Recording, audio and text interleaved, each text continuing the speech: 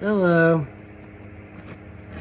Now I've seen that United Kingdom is here negotiating with America, and it was just curious because when we asked them if they could even assist us in the Strait of Hormuz, our generals were pretty much like, keep that junk out of our way because their military power is pretty much crippled. Now,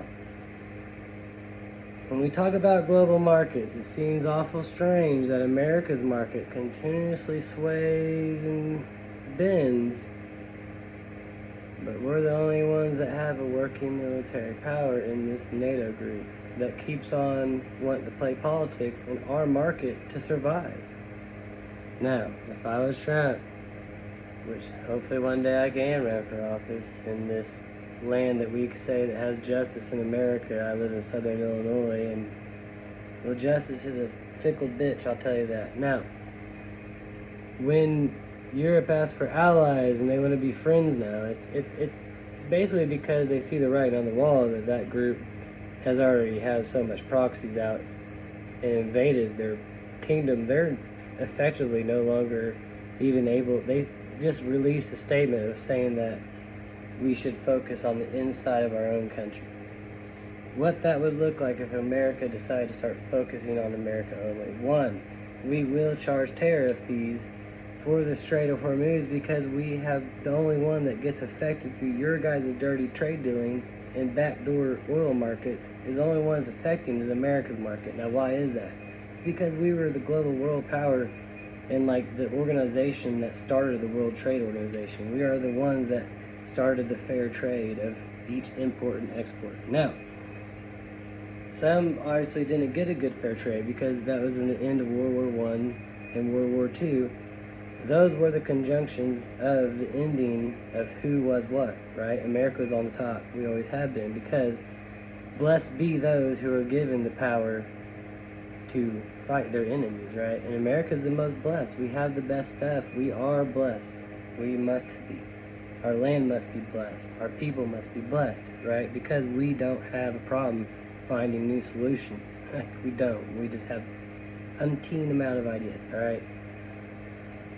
Now, with Russia finally going back towards the United Kingdom, they finally have a taste of their own medicine, and it sounds like submarines have tethered into the bottom communication lines that lay in the bottom of the sea. It sounds like Russia has got down into their communication lines and are actively, they're actively tethering into their data and stealing it for information, and that's not a good thing. America should never accept that just because we're allies. NATO has never paid up their fair end. I would be wanting some paychecks with some signatures on the treasury from another kingdom, or we just wouldn't be talking about defense because they can't defend themselves and they've pissed off.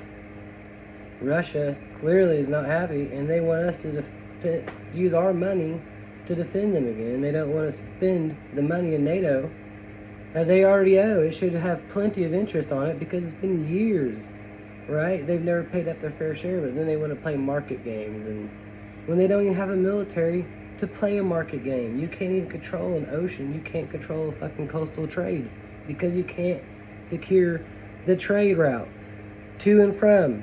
That's the fucking game in the world, all right? Not everybody plays by the rules. We've seen that so many times with the Houthis and all these Hezbollah and radical groups that, say they're ordained by some devil to fucking attack holy and religious people that have empathy, and empathy's running low in the world, okay? I think that empathetical, ideological fucking, beliefs are gonna end up swaying hard if things aren't figured out. Money becomes, a non-negotiable asset to those who are fighting in this true war that others have been obviously reaping the rewards behind others' backs and then acting like they're allies. And America's finally caught on, and then as soon as America asks for tolls for their safe patches, because the only reason why they get to trade on those coastal borders, especially United Kingdom and NATO, is because America, not because their forces. It's because America's forces, right? Our blood has been going around fighting and moving away the other enemy that would have been then invading their land. So I would, if I was in position of power, I'd be demanding paychecks for play, like, or we can just sit back and watch. But I would not be straining my communities and my grain silos and my fucking resources of energy for someone else that's been fucking me for 50, 60 years, and then want to say,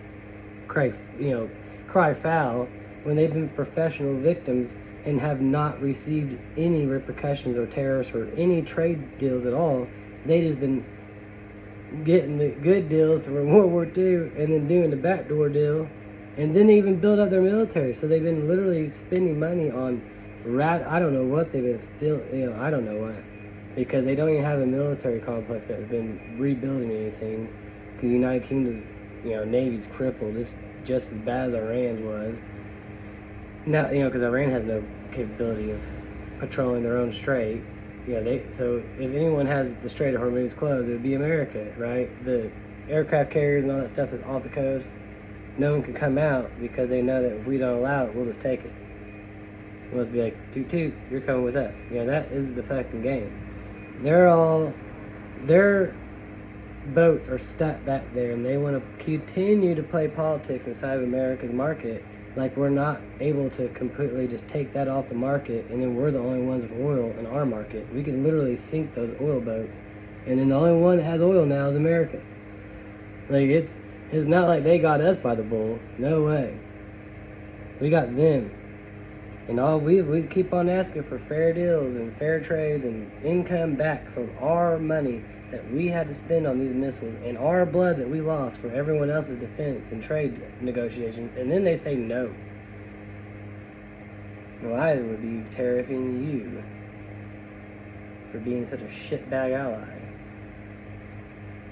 Allies don't do that. They respond immediately to make it easy so that they don't have to have the other side's people struggle because they love one another. Now, that's not what we've seen. We've seen that they enjoy watching us struggle, so I would enjoy being a reciprocal type of ally and make sure that we finally get things straight.